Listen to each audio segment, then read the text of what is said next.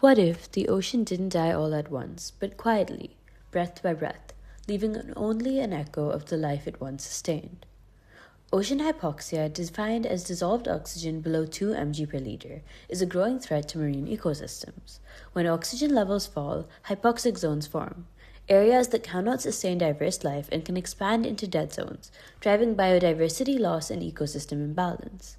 Importantly, this is not caused by a single factor, but interacting physical processes like temperature, wind, mixing depth, and geographic location, and often occurs in oxygen minimum zones, OMZs, across the global ocean. Yet, despite these drivers, we still lack a unified global model that uses these physical conditions to predict future hypoxia risk. Solving a problem this vast isn't just complex, it's also bound by fundamental constraints.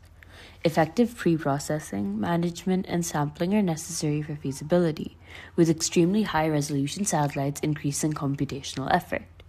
Beyond this, solutions must incorporate physical factors that are non-repetitive, account for anomalies within trends, and directly or indirectly correlate with hypoxia potential. These constraints informed our aim in developing ECHO, to create a model that uses a range of satellite data sources with a computationally accessible framework for hypoxia prediction. The goal of ECHO was to collect global data across latitudes, longitudes, and depth for computational analysis, building a grid of data that enabled a decision tree model to evaluate hypoxia risk at a global scale with minimal trade-offs, providing insight into the relationships between physical features, oxygen minimum zones, and emerging risks. The data used for preprocessing was obtained from the Copernicus Marine CMEMS database across physics and ensemble datasets. As shown, the factors included a range of physical variables across the global latitude-longitude grid over time, with depth variation downloaded for features that required depth analysis, such as mixed layer density. Satellite data was processed and transformed to create a tabular database of physical features relevant to hypoxia, based on physical and biological principles supported by existing literature. A total of 28 subfeatures, which have been detailed in our research paper, were calculated, each using its own physically relevant mathematical methodology. The use of anomaly calculations, seasonal encoding, and depth variation ensured that the final processed dataset remained an accurate representation of the original physical data, preserving nuance while avoiding redundancy. All features were combined into a single tabular dataset sorted by latitude, longitude, and time, with timestamps converted to sine and cosine values to preserve continuity.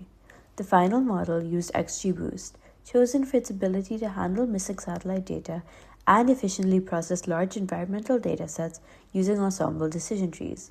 Details of specific parameters during training are visible on the screen. The model outputs the probability that a region will become hypoxic 1 year in advance, using the 2 mg per liter dissolved oxygen threshold. The dataset was split strictly by time to prevent data leakage and overfitting.